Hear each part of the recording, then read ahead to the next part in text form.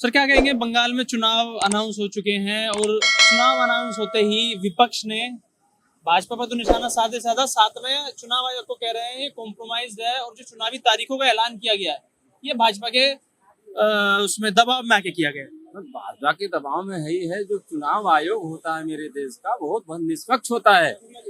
वो इस देश के लोकतंत्र की रीढ़ है। अगर वो कलंकित हो जाए तो देश नहीं बचने वाला है। अगर वो कुर्सी कलंकित हो जाए तो देश कभी नहीं बचेगा। अच्छा, एक कलंकित होने की परिभाषा बताओ थोड़ी सी कि कलंकित कुर्सी कैसे कलंकित होती है? वो कुर्सी हिमाचल में कलंकित नहीं होती, कर्नाटक में। विपक्ष के नेता चुनाव आयोग से ज्ञानेश कुमार से टाइम मार के मिलने जाते हैं तो बोलते नहीं पर्चे में लिख के दो, मैं तुम्हें क्या पूछना है।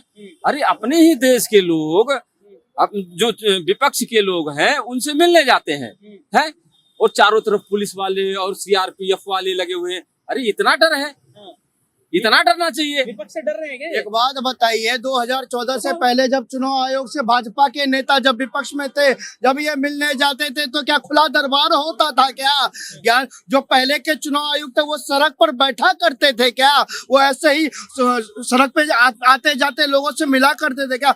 भैया एक प्रोटोकॉल होता है। किसी भी अधिकारी से आपको मिलना होगा तो आपको सब्जेक्ट बताने होंगे कि आपको किस विषय पर बात करनी है या आपकी चिंता किस विषय पर है, आपकी चिंता किस विषय पर। एक प्रोटोकॉल का ध्यान रखना होता है। अब बेशक इनको प्रोटोकॉल का मतलब ही नहीं पता तो क्या कहना भाई साहब। लेकिन ज्ञानेश कुमार को लेकर चिंता बहुत है इन्हें। मैं फिर बताना चाहता हूँ और फिर कहना चाहता हूँ, 2014 से पहले पता है क्या होता था?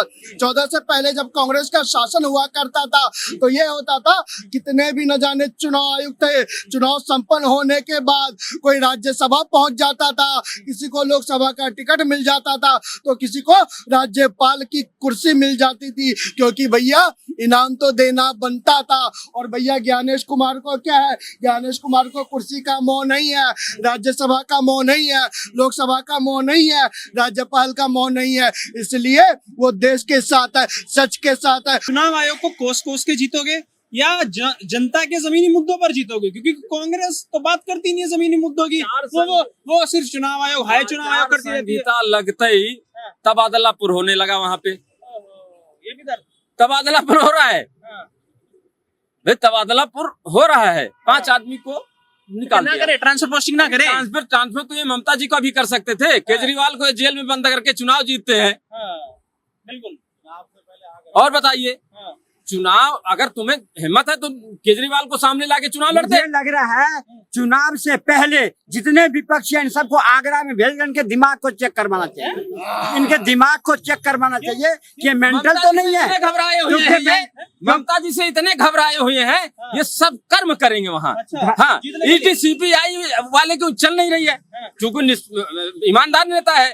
200 रुपए के चप्पल में और 500 रुपए की साड़ी में पूरा बंगाल घूमती है। वही अब 2 लाख रुपए की सूट पहनने वाले मोदी जी उनसे घबराए पड़े हुए हैं। घबराए कौन है? ये तो देख रहा है। घबराए ये हैं जो सीपीआई से लेकर के ममता तक में अंडा मिला, इनको कुछ नहीं मिला। और जो बीजेपी 0 थी और 77 तक पहुंची गया। ये होती है विश्वास, और ये विश्वास के साथ वहाँ अगर चुनाव लड़ रहा है, ये 3 में न 13 में ये बात करेंगे।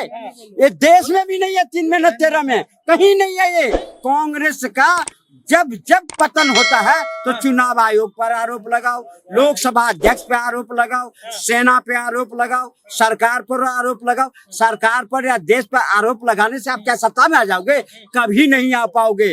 आपकी जो दिमागी संतुलन है वो खो चुके हैं आप। काम कर रही है तभी तो जीत रही है लगातार बार बार। अगर वो उसकी दिमाग ठीक होती तो किस तरह से हिंदू बंगाल में प्रताड़ित हुआ है आज देख रहा है। आज बंगाल नहीं पूरा देश देख रहा है कि किस तरह से संदेश खाली के अंदर किस तरह पुराना पड़ गया है इनका। ये हिंदू मुसलमान का नारा बिल्कुल पुराना पड़ गया है। कानून व्यवस्था सही नहीं है। अगर कानून व्यवस्था सही नहीं है तो पूछा जाएगा ना, आरजीकर मेडिकल कॉलेज क्यों होता है, मुर्शिदाबाद क्यों होता है, बताया जाएगा ना। संदेश खाली क्यों होता है तो सवाल तो पूछेंगे ना। अभिषेक बनर्जी जी ने पार्लियामेंट के अंदर पूछा। कानून व्यवस्था पे बोलो ना। सुनो, मैं कह रहा हूँ आपसे, बनर्जी जी ने पार्लियामेंट में पूछा, आप कागज दिखा दो कितना पैसा दिया बंगाल को। ये पीछे हट गए, इनका गृह मंत्री पीछे हट गया और उनको चैलेंज दिया उसने। पैसे क्या आप किसी में कि तुम घुसपैठियों को खिलाओ, तुम आतंकवादियों को खिलाओ। तो राष्ट्रपति शासन लगाओ वहाँ, हाँ? क्यों नहीं लगाती? राष्ट्रपति शासन लगा देंगे तो फिर चिल्लाएंगे। अच्छा, जो पूछो केंद्र सरकार की कितनी योजना लागू है बंगाल की धरती पर? बंगाल की धरती पर केंद्र सरकार की कितनी योजना लागू है? अरे भैया, ममता बनर्जी कहती है कि केंद्र सरकार की एक भी योजना हमें नहीं लेनी। ममता बनर्जी साफ साफ कहती है कि मोदी की कोई भी योजना बंगाल की धरती पर लागू नहीं होगी, चाहे वो किसान हो, सड़क हो, नल से जल हो, शिक्षा हो, हर व्यवस्था को रोकने का काम ममता बनर्जी ने किया। केवल और केवल घुसपैठियों को बढ़ाने का काम, केवल और केवल घुसपैठियों को सम्मान दिलाने का काम यही किया, इसके अलावा और कुछ नहीं। अच्छा, मुझे एक बात बताओ, मैंने कानून व्यवस्था को लेकर बात की भाई, विपक्ष में तो भाई भाजपा बंगाल में वो कहते हैं आरजीकर मेडिकल कॉलेज क्यों हो जाता है, वो कहते हैं मुर्शिदाबाद क्यों हो जाता है, वो कहते हैं संदेश खाली क्यों हो जाता है, वो कहते हैं बाबरी मस्जिद कैसे बन रही है, बाबरी मस्जिद कैसे बन रही है देश में। अभी ताजी न्यूज हुए, 10 लोग कटक में मर गए, मेडिकल कॉलेज में 10 लोग मर गए, आग लगी 10 लोग मर गए, और कहते नहीं शॉर्ट सर्किट हो गया। मैं जैसे बाबर लुटेरा था, उसकी उनकी पार्टी का व्यक्ति बाबरी मस्जिद बनवा रहा है, गलत क्या ले जाओ, सही बात है। अच्छा, वो 10 लोग मर गए, वो गलत बात है? नहीं, वो उस पे भी होना चाहिए, उस पे भी होना चाहिए, लेकिन मुझे ये बताइए ना, अगर बाबर एक लुटेरा था तो उसके नाम की मस्जिद देश में क्यों नहीं? अगर मैं 10 लोग की बात कर रहा हूँ, बंगाल की बात कर रहे हैं, नहीं अभी हम बंगाल की बात कर रहे हैं, होनी चाहिए कार्रवाई, जवाबदेही तय होनी चाहिए, जिसकी वजह से हुआ उसको हटाओ, सस्पेंड करो, सब करो। मेडिकल का नाम लिया, वहाँ 10 लोग मर गए, इनकी आवाज निकली इन लोगों का आवाज। बाबर पे बोलोगे नहीं बोलोगे, बाबरी मस्जिद पे बोलोगे नहीं बोलोगे, एक लुटेरे के नाम की मस्जिद क्यों देश में? यही कह रहा हूँ, फिर वही कर रहा हूँ। जो आरएसएस बोलता है वही ये करते हैं, आरएसएस जो बोलता है वही करते हैं। देखिए, सबसे पहली बात है कि भैया ने बहुत अच्छी बातें बोली, सुनने में मजा आया, क्योंकि आइडियोलॉजी रही है कि इनका ये उत्तर प्रदेश में ये अखिलेश की चाटते हैं, बंगाल में ममता बनर्जी की चाटेंगे, तमिलनाडु में डीएमके की चाटेंगे। इनकी आइडियोलॉजी नहीं है, इनका कोई विचारधारा नहीं है, इनको बस ये लगेगा मोदी को गरियाने वाला। सुनिए, मैंने नहीं बोला आपके पे, एक अक्षर नहीं बोला। जब सुनिए, जब तक मोदी इनको सुन लीजिए, अरे चाचा सुन तो लो,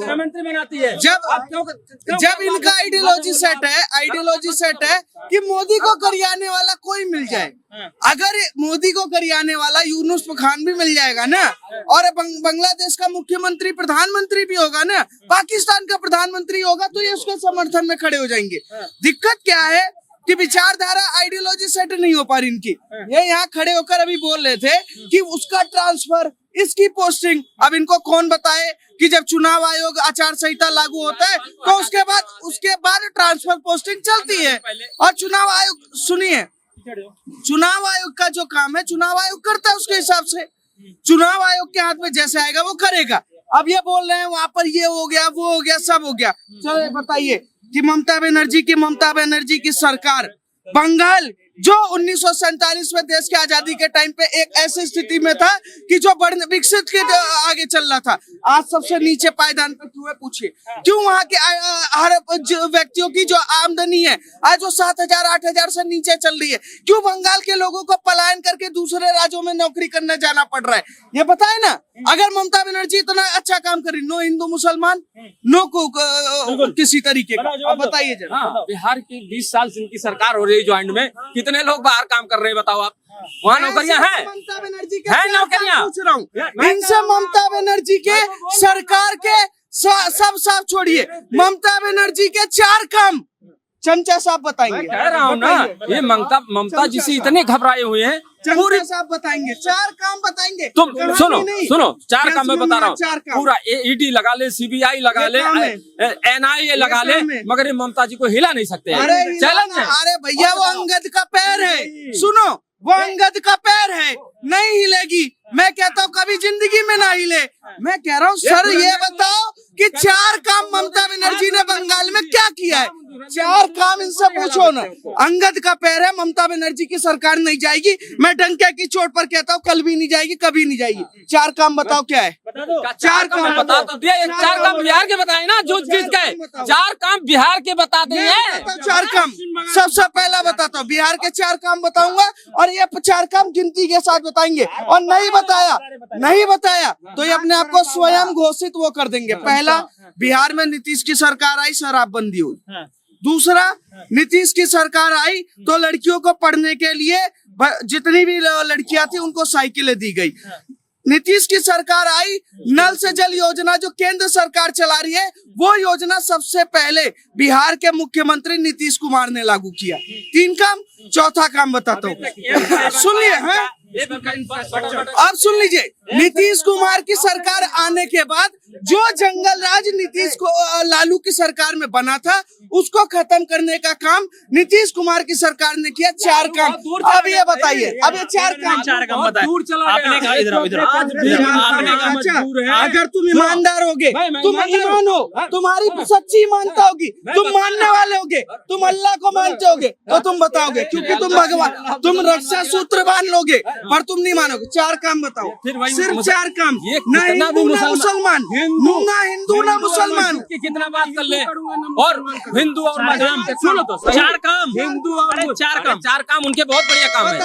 बताओ जनता 3 दफे कानून व्यवस्था भी अच्छी है, अच्छी है। नहीं, कानून व्यवस्था छोड़िए, 4 योजना बताएं जो, सुनिए, ममता बनर्जी की सरकार में 15 सालों की मुख्यमंत्री हैं, 4 योजना ये बताएंगे। मैंने बिहार का बताया, सुनिए, मैं गुजरात का बता देता हूँ, मोदी जी का बताऊं, मोदी जी का बताऊं, योगी जी का बताऊं, अमित शाह का बताऊं, या मैं स्वास्थ्य मंत्री का बताऊं, या मैं, सुनिए, मैं मध्य प्रदेश से लेकर गुजरात से लेकर उड़ीसा का बताऊं, उड़ीसा का बता देता हूँ। एक मिनट उड़ीसा देखिए, का शांति, शांति। 4 काम बताओ। आप कह रहे हो बंगाल की कानून व्यवस्था अच्छी है, अच्छी है, बढ़िया। मुर्शिदाबाद हुआ, संदेश खाली हुआ, अरे सुन लो, बिहार में नहीं हुआ, कार्रवाई क्या बिहार में हुआ कि नहीं? कार्रवाई क्या हुई? कार्रवाई इनके यहाँ हुआ। मुर्शिदाबाद में क्या लोग मर गए अभी मेडिकल कॉलेज में, कितना चलाया भाई? बताओ आपने कार्रवाई में क्या कहा? 10 लोग 10 लोग। कार्रवाई क्या हुई मुर्शिदाबाद में, बताओ ना। क्यों नहीं हुई? क्या कार्रवाई हुई? सीबीआई जांच नहीं हुई? अच्छा, हुई कि नहीं हुई? सीबीआई किसके हवाले? अरे करे सीबीआई जांच हुई, अभी तो ये सीबीआई को कोसने का काम कर रहे थे। अरे भैया चच्चा, सीबीआई तो मोदी के अंडर आता है, वही सीबीआई मोदी ने कार्रवाई करने का काम किया। बंगाल की दीदी ममता बनर्जी ने क्या काम किया, जरा ये बता दो। बंगाल की दीदी ममता बनर्जी ने क्या काम किया, ये बता दो। जो ममता कही, जो बंगाल के अंदर रेप करने वाली महिला को 10 लाख रुपया मिलेगा, ऐसे 25 से तो यहाँ नहीं देने दिए गए। सुनिए, सुनिए, 10,000 रुपया देकर चुनाव जीतने वाले, और पैसा खरीद के महाराष्ट्र में सरकार बनाने वाले, गोवा में सरकार बनाने वाले। तुम बताइए, 4 काम। एक चीज, एक पत्रकार महोदय, 4 काम सुनो, मैं ये कहता हूँ, देश की सुरक्षा के साथ जो खिलवाड़ करेगा उसे हम देशद्रोही कहेंगे या नहीं कहेंगे? बताइए, हाँ या ना। जो देश के साथ खिलवाड़ करेगा, एक मिनट, मैं कहता हूँ, जो पश्चिम बंगाल की सीमा में, भारतीय सीमा है 630 किलोमीटर, जहाँ पे फेंसिंग होना था, और केंद्र सरकार ने 2016 में बजट पारित कर चुका था, और आज तक फेंसिंग नहीं हुआ। उसका वजह है ममता बनर्जी ने, ममता बनर्जी ने जमीन एक्वायर करके नहीं दिया। उसका वजह क्या है, ये वजह बताओ। कुछ भी कर लो, अच्छा, ममता जी को तुम हिलाने में ना असमर्थ हो। ममता हिल गई, राहुल हिल गया। जो 4-6 एमएलए बिहार में नहीं संभाल पाया, उसको देश की जनता उस पर भरोसा करेगा। आप देखो, देश में विपत्ति आई हुई है, देश में विपत्ति आया हुआ है, और वो संसद भवन पर बैठ के चाय पकोड़े खा रहा है और सिलेंडर चोरी कर रहा है। अगर जनता विश्वास कर रही है तभी तो बार लगातार जीत रही है। अगर जनता विश्वास कर रही है बंगाल की, तभी तो 3 बार जीत गई। बार नकार दिया। नहीं चाहिए ममता इस बार, क्योंकि जो बंगाल की अस्मिता से जो खेला है, जो वहाँ के मानुष से खेला है, इसलिए जो रैली हुई ना, वो डिक्लेयर कर दिया कि ममता की पत्ता इस बार साफ। वो कह रहे कानून व्यवस्था भी अच्छी है, लोगों को रोजगार भी मिल रहा है। इनके 70 साल में भी तो कानून व्यवस्था सही था, तभी तो भारत के लोगों ने उखाड़ के फेंक दिया। पंडितों को 2,000 रुपए महीना देंगे, तो आज क्या कर रही थी 15 साल से? क्या कर रही थी? 1500 दे रही थी, 1500। हाँ, आज 1500 देने के लिए, लेकिन जिस रामनवमी और जन्माष्टमी और दुर्गा माता की पंडाल लगाने के लिए सुप्रीम कोर्ट जाना पड़े, वहाँ के हिंदुओं को, उस महिला को फिर तिवारा लाएगी, कभी नहीं लाएगा। चलिए आप बता दीजिए 2 ऐसे काम जिसकी वजह से ममता बनर्जी वापसी कर जाए बंगाल में। ममता बनर्जी को अगर सेंट्रल गवर्नमेंट से पैसा नहीं मिलेगा, वो क्या करेगी?